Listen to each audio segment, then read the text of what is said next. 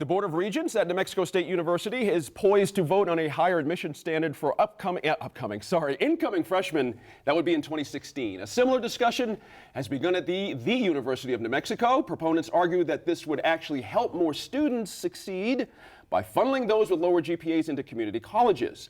Then they can later transfer to NMSU, but faculty at NMSU are divided, and the League of United Latin American Citizens said it would oppose the move. A similar attempt by then President Luis Caldera here in 2005 was unsuccessful. That was at UNM, of course. Although his successor, David Schmidle, did gradually push through some incremental increases. And Harry, you know, you're in academia, certainly you're a professor there. This has been a raging discussion. We'll get to State here in a second. Let's talk about UNM. Right. A raging discussion here for years. And the Caldera thing was a major blow up. I mean, people really had a fit about it. But it did happen with Schmidle. Has there been a downside, in your view, for admission standards going up under Mr. Schmidle's term? I don't think there's really been a downside. Now, I teach juniors and seniors and MBAs, so I really don't see freshmen. Sure. But one of the things that UNM has been criticized for is low six-year graduation rates. That's right. And the graduation rates now are up to 49%. So it's moving the needle slowly over some period of time. I don't think it's really had an impact on diversity. When it gets to your level of, you're at the business school, you know, people are pretty on track. They know what they want to do in their lives.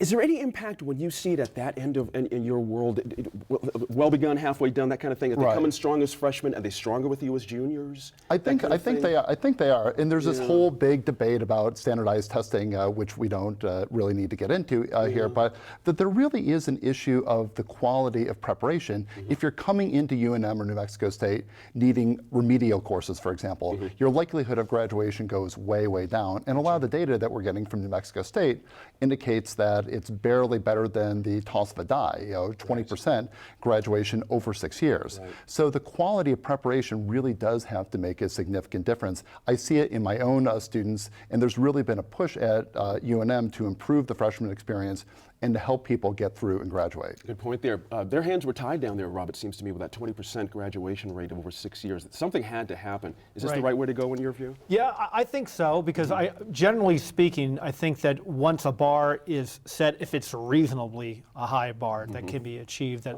students can do that. The other interesting thing about this story is that overlaying this entire thing is the New Mexico Lottery Scholarship. Yes. And because there is an incentive, if you know you're going to get a lottery scholarship, to go to University of New Mexico or New Mexico State rather than go to a community college, because if I'm going to get the money for free, then I might as well go to New Mexico State or go to UNM. And I think a lot of students are better served by going to a community college first. That's true, but that's the theory, Russell. We've heard that for years, but it doesn't seem to happen. You know, people, if they have a chance to go straight to UNM, as Rob says, they'll just go, and then people deal with it later. Yeah, as a former bumbling freshman myself who had no business going to a four-year university, I can understand what they're going. This is what basically is a national movement. My alma mater at the University of Houston went through the same thing, and what it is an attempt to become a tier 1 university, get more research dollars and so forth. And it's a shift from volume to shift to quality and what kind of students you want.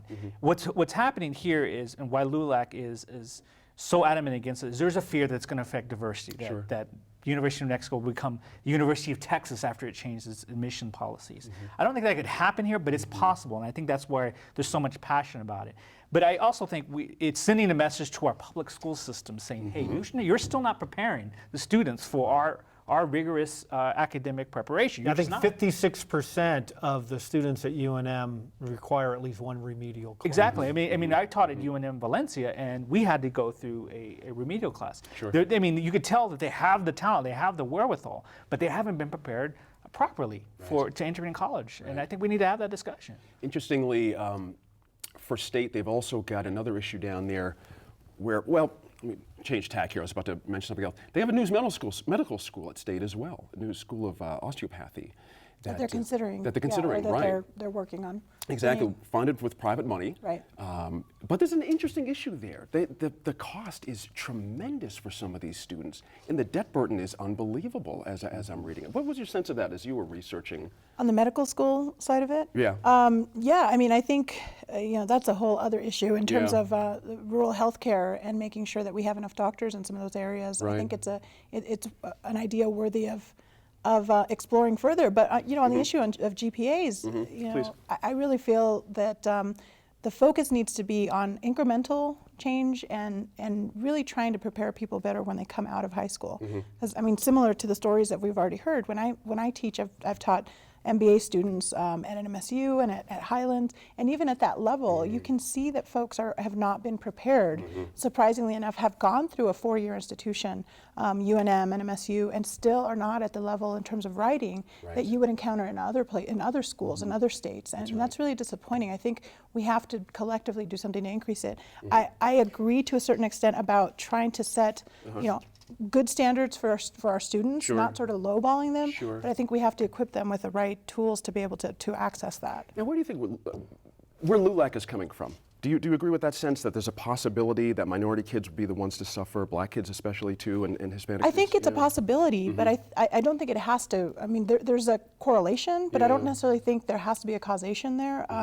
Again, it's a possibility. But I also come from, you know, I'm from Deming originally, and I went to school out of state. And I think that New Mexico still has, you know, 47% Hispanics. We have, you know, large numbers. Some counties have as high as 60, 70% Hispanics. So we still need to make sure we have institutions here that serve the local population. But we don't need to assume that, you know, setting the bar so low is the only way to get those people into school. Exactly right. C&M, of course, we've got here in town to help with these kind of situations. They've been doing great work. There's no question about that. But Mike, you had started this off where it seems like there's something organic has to happen. It can't be just the university setting a GPA standard. It has to roll all the way back perhaps to middle school to start that preparation to be. Very, very much so. And I think it's really important to put on the table what New Mexico State's trying to do. They're not just saying we're going to set this standard and that's the end of it. They're thinking about the community college experience. They're including folks that are going to community colleges and on-campus clubs. They're really trying to create a hybrid environment where you have partially a university environment, but then also the preparation you need to succeed.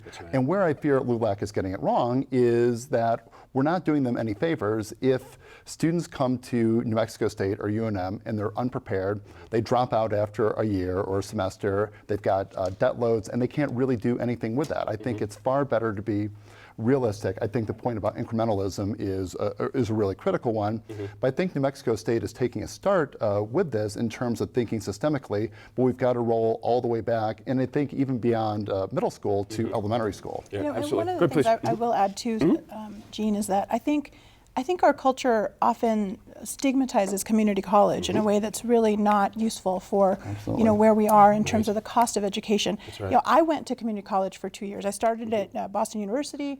You know, things changed. I went to University of Arizona. I wasn't feeling it. I was the bumbling, you know, freshman as well, even though I'd had a very good high school career in terms of grades. Community college, Pima Community College in Tucson is where I went for about a year and a half. It was really a great experience. You had the opportunity to have much smaller courses, the ability to really excel, and it was just much.